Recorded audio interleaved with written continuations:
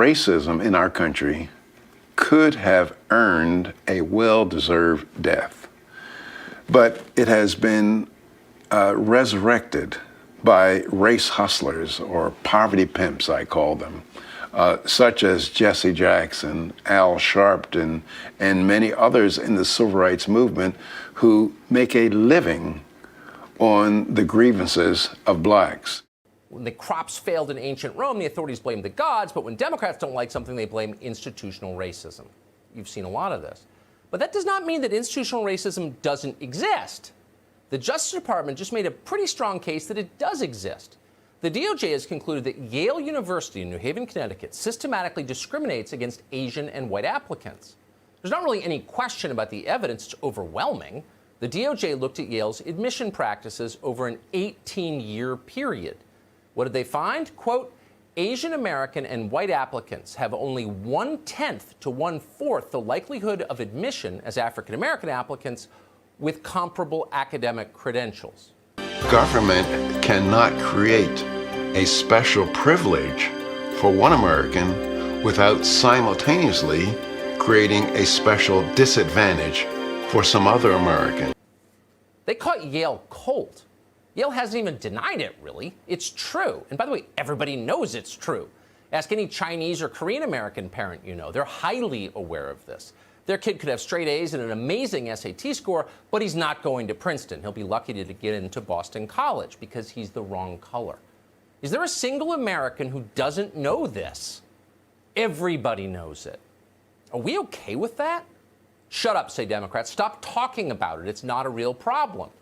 As one New York Times writer put it, quote, Justice Department working overtime for those marginalized, oppressed, upper-class white students able to go to Yale, looking after Main Street. Ha! As if that's what it's about. What would be funny would be to see what would happen if Ivy League schools stopped admitting the low IQ children of famous liberals. What would they think of that? People like CNN's Chris Cuomo, who went to Yale because his dad was the governor of New York. Would the New York Times support that? Shutting down the pipeline for the kids of Democratic politicians to Brown, Yale, Princeton, Harvard? Oh, no. That would hit them where they live. But discriminating against some Korean kids so we can feel virtuous? Oh, yeah, we're for that. Another New York Times writer put it this way, quote, it is not discrimination to take into account... Yeah, I'm going to stop you right there for just a sec, Tucker, because I'd like to read the rest of that tweet. And further, that no college admits students solely on grades/test scores. Yeah, no shit. They actually have to account for your race as well.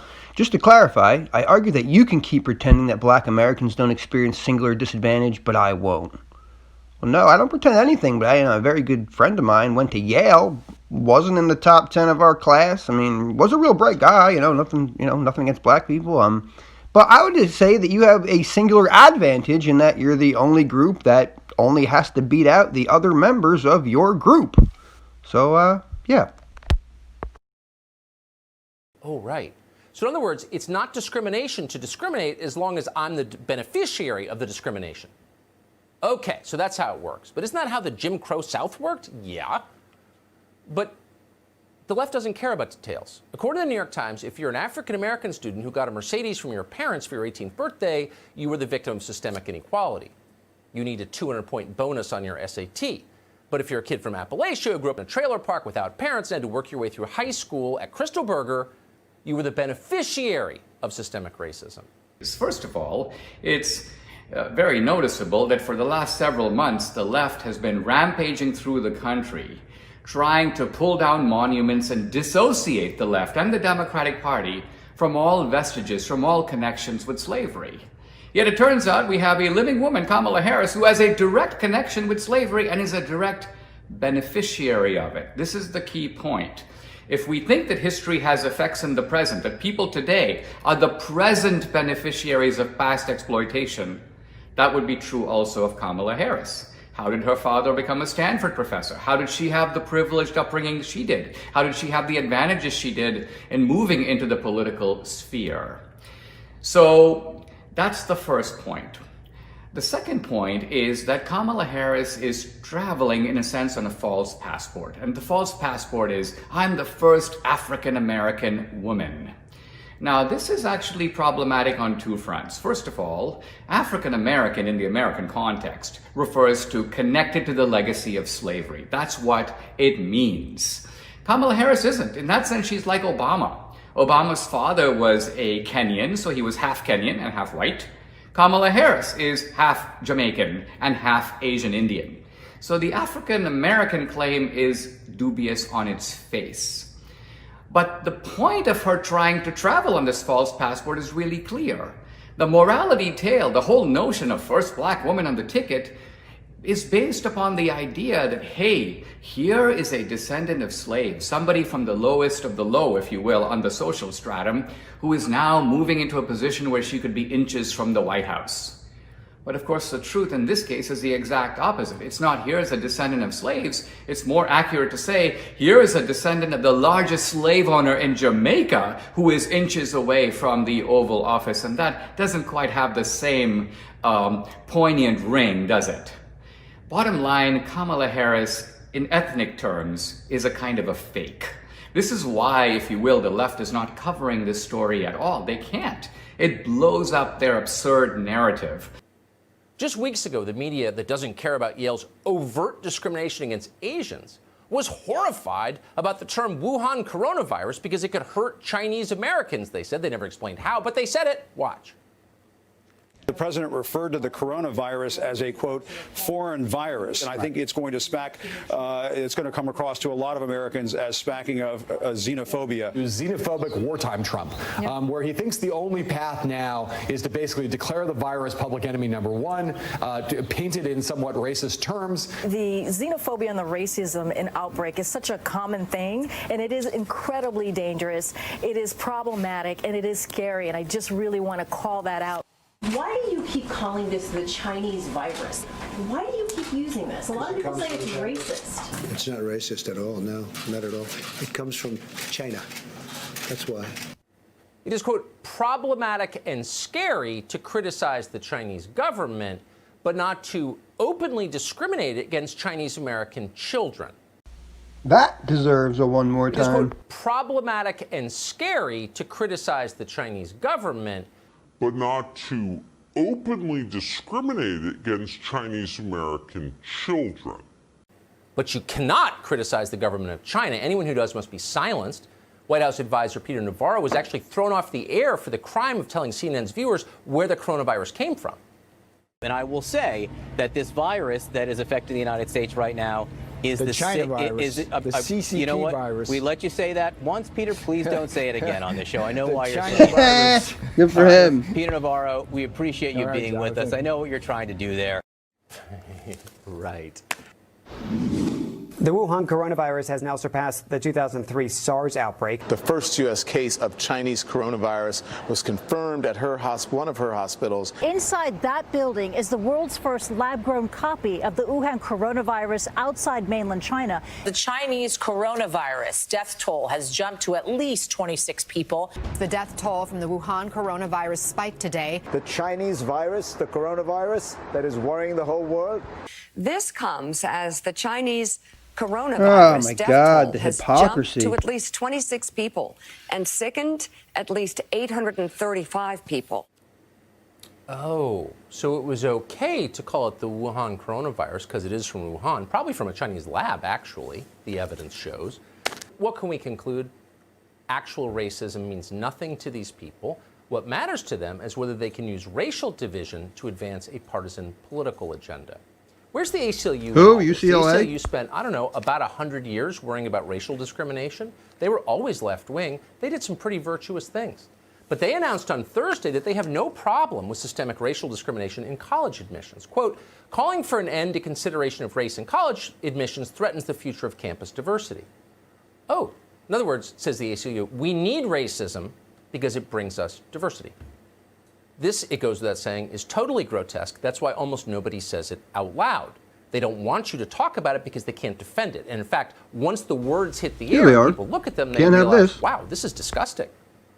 And yet, Kamala Harris supports it. Along with the ACLU, she is pushing to eliminate the core anti-discrimination law in California. We can't say this enough. That's how shocking it is. In the 1990s, Californians passed by popular vote Proposition 209. That recognized that giving racial preference is wrong. It's morally wrong. But Democrats have changed their view. Now they understand that discrimination is key to their goals. A caste system, a system in which Americans are rewarded or punished based on how they were born, allows them to take and maintain power. So in some ways, the man who started this debate, at least in the modern era, is a man called Ward Connerly. He's the president of Californians for Equal Rights. He's the author of the original California anti-discrimination law that Kamala Harris and others are now trying to overturn. And he joins us tonight. Mr. Connerly, thanks so much for coming on. I am delighted to be with you. Thank you for calling attention to this problem. It's a little bit stunning. I mean, I've thought of you many times because I'm old enough to remember when you got this ballot initiative through in California. How do you feel seeing the leaders of the modern Democratic Party work to overturn it? I am saddened, disappointed. I long for the days of John F. Kennedy and Hubert Humphrey and all of those who were champions of civil rights. But this whole business of diversity, in quotes, has taken over throughout the country. And in the name of affirmative action, we are doing discriminatory acts against people largely who are white and of Asian descent, primarily Americans who are Chinese in descent, but Americans. We're doing it and nobody seems to care. And the entire political structure, which is a monopoly of Democrats in California, believes that they're doing God's work by discriminating against people. It's wrong, it's morally wrong, and in the fullness of time we will find, if we keep on this path, that it is going to lead to the economic destruction of our state. One of the things that we're faced with in California is a ballot initiative, Proposition 16, which would repeal the initiative that 55% of the people in my great state of California approved. And that initiative, Proposition 209, reads, quote, "The state," that's a small s, "the state shall not discriminate against or grant preferential treatment to any individual or group on the basis of race, sex, color, ethnicity, or national origin in the operation of public employment, public education, or public contracting."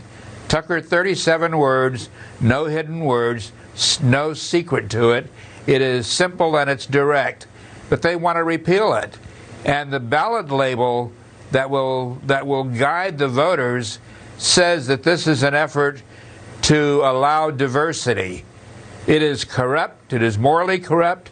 It is a plague on our democracy to mischaracterize it. And we're worried because we don't have the dollars that they have. They've had two people contribute $1 million apiece. The founder of Netflix and another billionaire, they've kicked in $2.5 million to do this, and I'll bet you they couldn't tell you what they were doing if their life depended upon it. But that's where we are. Two things real quick, because we don't want to just blow right past that. Read it again. This is what the Democrats want to do away with. Legislation that says the state shall not discriminate against or grant preferential treatment to any individual or group on the basis of race, sex, color, ethnicity, or national origin. I mean, it's not complicated. It's not long. If you're just any liberal or Democrat or leftist, it doesn't give you pause that a law that really is the epitome of what you claim to represent as your platform, you need to do away with in order to achieve your goals? I mean, are you that tone deaf? And then what's even more revealing, really telling, is that this was a law designed to protect black people. So they're that confident that in removing it, it wouldn't, negatively affect black people, that wouldn't result in discrimination towards them. Remind me again about how we're a racist country with systemic racism when you can remove laws that were designed to protect black people for the purpose of discriminating against Asians and white people, and you don't even believe that, it'll negatively impact them. Riddle me that one, Batman. How do you square that circle? I mean, it's a civil rights law. Are you kidding me? unless you think I'm being hyperbolic, like, I'll take you to Ballotopia in a minute. You can look at it. It's not complicated. It's 30 words. Like, huh? It's the saddest thing I've seen in a long time. And as I said, I've thought of you a lot, Ward Connerly, and I'm grateful that you came on tonight and put that as clearly as you just did. Thank you. Thank you. I mean, here it is, and Ward Connerly, Connerly, I believe, anyway, they now claim that he's an anti-affirmative action zealot, crusader. I mean, seriously, it's just the Twilight Zone. Here it is, the totality of it. These, 30 whatever words. Vote no if you live in California. I mean, unless you're good with removing civil rights legislation so that we can more effectively discriminate against Asians and white people. Government cannot create a special privilege for one American without simultaneously creating a special disadvantage for some other American. The basic set of underlying assumptions about the world are very similar. And because these assumptions are the prevailing assumptions, the need to find evidence for them or to offer proof is much less. I mean, in your cosmology, are these liberals? Is that what they are? Yes. You have the New York Times, the Washington Post, Harvard, Stanford, the Edward Kennedys, all the usual suspects. Who does it start with? What is? I don't know where it starts, but you can find it in the 18th century. If you read William Godwin, Inquiry Concerning Political Justice in 1793, you have the whole vision laid out. But the 1960s were a crucial point because that's when this vision became dominant. The people, the anointed, as you call them, are sitting around in a conspiratorial mode, calculating, as Newt Gingrich says, and saying, here's what we're going to do, or do you just think they're wrong as a model of it? All right, there's a four-stage pattern. And in the first stage is what I call the crisis. And so we're hyped to believe that something is a terrible crisis for which something must be done. What was fascinating to me in doing the research for the book is that very often the thing that's said to be in crisis has often been getting better for years on end. But that gets ignored. 50 to 1965, blacks were moving up on all sorts of important dimensions. And they stopped moving up on a lot of those precisely at the time when equal outcomes became the battle cry. Then the second stage is, for example, infant mortality, to use one of the I'm thinking about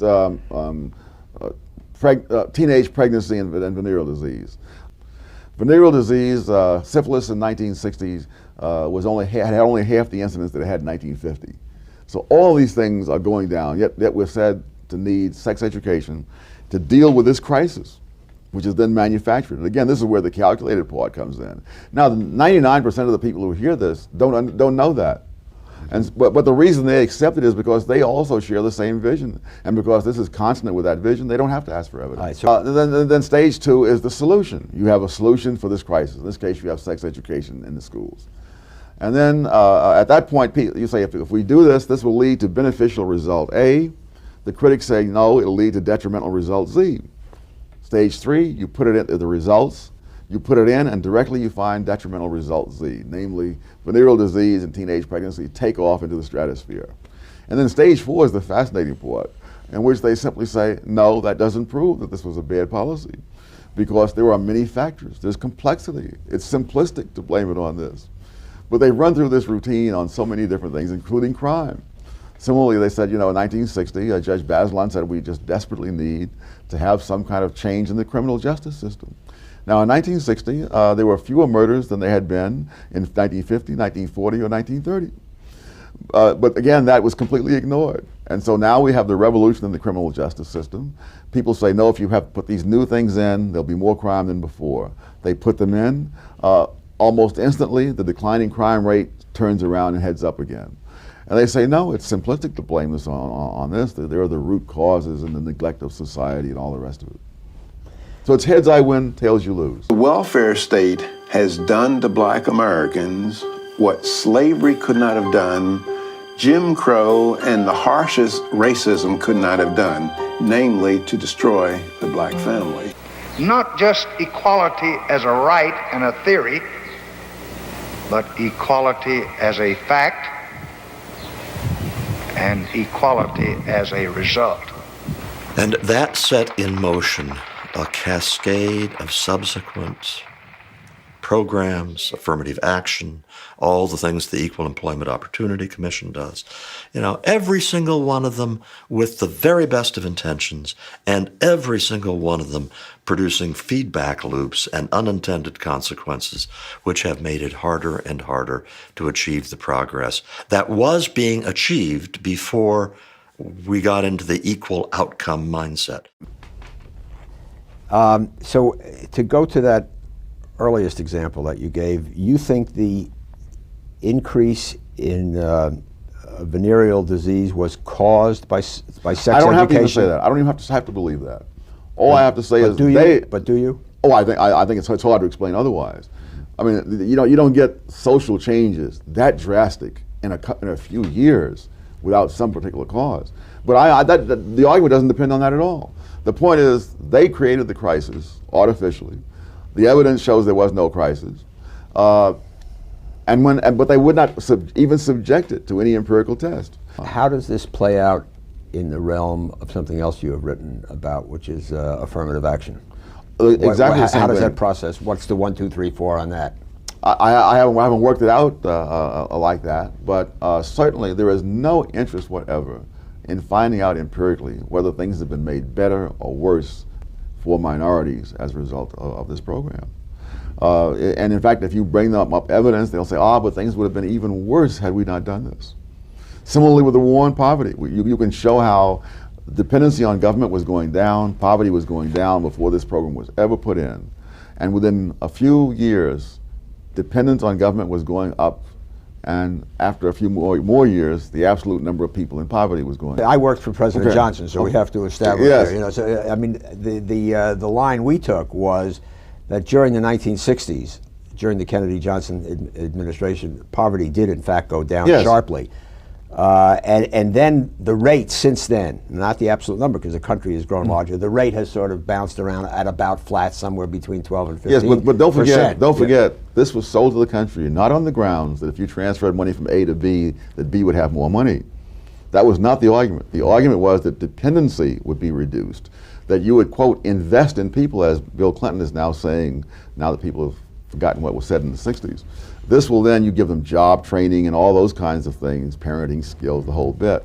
And this will then be an investment that will pay off in the future because there'll be fewer people dependent upon the government than there were before. And I go through a great number of people from John F. Kennedy to Lyndon Johnson, the New York Times, again, all the usual suspects. Said all these things. Lyndon Johnson was not a usual suspect, Tom. Well, he was the primary suspect. All right. But the fact is, that was never tested. And when there were all these wonderful retrospectives held down in Texas and other places about this, the first order of business is to evade the criterion that they themselves set up when they set this out. And so no matter what happens, if it's a failure by the original criterion, then we just find another criterion by which it will be a success. Just to, I won't say play devil's advocate, because I mean, a lot of the things that came out of the Great Society, I mean, building all those junior colleges and community colleges. Oh, I would disagree entirely. I think that was a tragedy of the first magnitude. That was a tragedy. Yes. Why is that a tragedy? You have millions of people who have absolutely no desire for an education, using up billions of dollars of the taxpayers' money, and not only not getting an education themselves, making it more difficult to give an education to those people who came to college with an idea of getting one. Now, you say they have no desire for an education. I mean, nobody is herding them into these community colleges and into the junior colleges and into the state university. I mean, they have a desire, obviously. No, they do not, obviously, because lots of things go on in those places that are not education. Where else can you find so many young people of the same age and opposite sex in one place? A nice, convenient place to be. But anyone who is taught in a lot of these places, this ferocious desire for education as such is not terribly visible. And I taught at places where we've gotten, the upper 10, 15% of students. I mean, UCLA and whatnot. Neither I nor my colleagues found this great desire for education as such. They wanted to be in ivy-covered buildings for 4 years in order to get more money when they graduate and have a good time while they're there. Aren't they able to get a better job? No, because this is the fallacy of composition. You know, if one person stands up in the stadium, he sees the game better, but if they all stand up, they don't all see the game better. If you have a degree and the other guy doesn't, then you get ahead of him in the employment line. But we're not going to all get ahead of each other in the employment line by all getting degrees. Are earning more money than ever before relative to the people with less education. That's all a fallacy of everybody standing up in the stadium. People who fly on the Concorde, kids who've flown on the Concorde undoubtedly will make more money than kids who've only gone on buses. That does not mean if we put a lot of people on the Concorde, we're going to raise the national income. But we would increase the revenues of the Concorde. Yes, and which they desperately need, of course, but that's another story. But I'm talking about the social decline of the country, because the social decline is all the more striking because here is a country that is prosperous. You can't blame the crime rate on the fact that there's more poverty. There's less poverty. There's more affluence. It's not due to foreigners because, as you say, we've won the Cold War. All the normal things that you might blame all this on aren't there. It's not because of diseases, because science has conquered more diseases. It's all because of self-inflicted wounds. And I'm saying these are the people who inflicted those wounds, and this is why we shouldn't listen to them anymore. What are the nature of those wounds? Crime. No. The disintegration of the family. The disintegration of the educational system. And it's not going to matter. We'll be like the man who gained the whole world and lost his soul. And if you ask the question, in what cities in our country do black people receive the worst education, are most insecure in their lives, live under rotten conditions, they are the very cities where a black is the mayor, the chief of police, the superintendent of schools. And I'm not saying that there's a causal relationship between that, but I'm saying that there's not much salvation to be achieved through the political arena. Is there a common root to all of those problems, other than you heard them from the anointed class? I mean, is there something? Is it big, is it big government? Is it big government? Is that what? No. It's the notion that ordinary people cannot be trusted to make the decisions that they've been making, but these must be preempted either by judges in the case of crime, by the schools taking over the indoctrination of other people's children behind their back and against their protests, or what was the other one? The family, taking money from the taxpayers and subsidizing behavior, as well as encouraging it and legitimizing behavior that has turned out to be enormously self-destructive. Undermining the family in 1,000 different ways. The ideas that you hear me talk about, that people hear me discussing when I'm on the radio or in my column, those ideas or those discussions never reach my classroom, because I think that it's academic dishonesty to use the classroom to proselytize students. Who should we listen to? We should listen first and foremost to our own experience. You seem to act as if there must be alternative saviors. We should stop looking for saviors. I mean, the society has not existed for thousands of years because it had a succession of saviors. It's existed because it has institutions and processes through which people can realize their own goals. No, I understand that, but you are attacking people who would like to lead us and tell us how the world works. No, they don't want to tell us how the world works. They want to take over the decision for us. They don't tell the parents how they ought to teach sex education to their children. They put this material in the schools behind the backs of the parents with instructions not to let the parents see it. Okay, but that's the problem. But we live in an open and democratic society. I will pay my share of the constitutionally mandated functions of the federal government. I will be happily, but I will not have my earnings go to farmers, go to bail out big banks. You'll see all the intimidation, threats, and oppression that I would want to see. But I think America meets any normal person's basic definition of we are living in a free society here. This is not Plato's Republic. This is not the Soviet Union. We're not living in a free society. Don't listen to these people. Don't do this. Don't do that. No. Don't let those people run your life. Okay, but how do you practically? I think it's a non-problem, Ben. No, but how do you? Non-problem. Those people are adults just like you and me. Okay, they have been running their lives for thousands of years. They don't need me to tell them what to do. But this is It's not a question I want to take over from people on the left. No, but this. I want them to continue to make their decisions as they see fit. Many people believe that the root to economic power is to have political power. And there's absolutely no evidence to support that. I am very, very happy that I got virtually all of my education before it became fashionable for white people to like black people. Black Americans have made the greatest gains over some of the highest hurdles in the shortest period of time than any racial group in the history of mankind. Now, the question before us is, how can we make these gains available to a large percentage of the black community for whom they appear to be elusive? When I go to my grocer and I buy a gallon of milk for $3, I say, look, if you will give me title to that gallon of milk, I will give you title to this $3. I will exchange these titles. So the essence of exchange is the transfer of property rights. The reason why slavery is immoral, or rape or murder is immoral, because it violates private property. And so if you start with the idea of self-ownership, then you can say, well, what is moral and what is immoral? And the whole idea of government as father or paternal has not been in the best interests of all people, minorities. So food stamps cause illegitimate babies then, huh? No. Sexual intercourse does.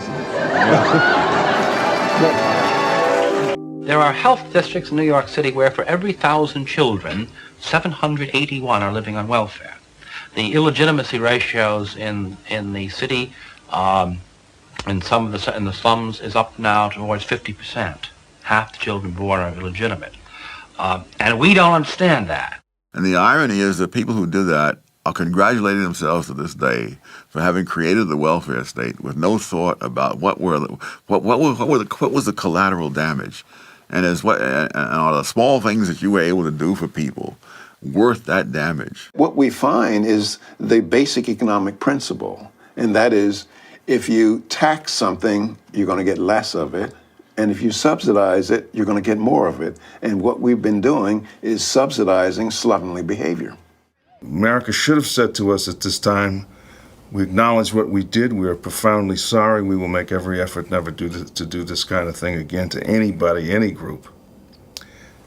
And now you're on your own.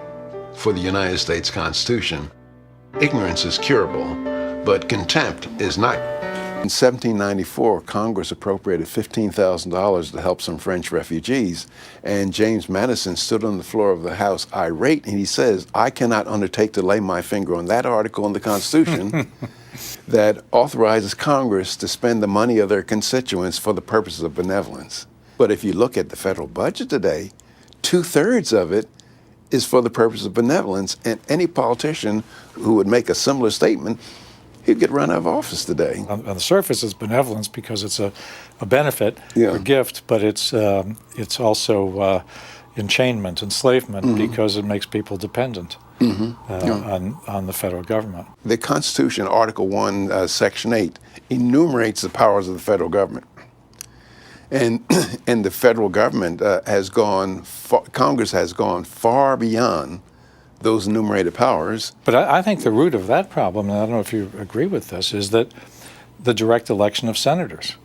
Yeah. When the senators were elected by the state legislatures, they represented the state as an entity in the federal government. No one does that anymore. That's right, yeah. And so the federal government has accreted more and more authority, and the states aren't there to object. Yeah. And the states cannot do anything about it. It's water over the dam, There's no way to undo that one. And these are great empires of the past, but they went down the tubes for almost what we're doing today. And so what is there about our country that's going to make American people any different?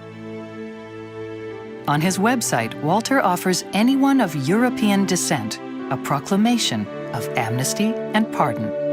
I, Walter Williams, do declare full and general amnesty and pardon to all persons of European ancestry for both their own grievances and those of their forebears against my people. Therefore, from this day forward, Americans of European ancestry can stand straight and proud knowing they are without guilt and thus obliged not to act like damn fools in their relationships with Americans of African ancestry. That's wonderful. As my dad says in this proclamation of amnesty and pardon, that's over. Pick yourself up, and it's time to do better, and time to want for better. Walter signs that proclamation on his website. Walter E. Williams, gracious and generous grantor.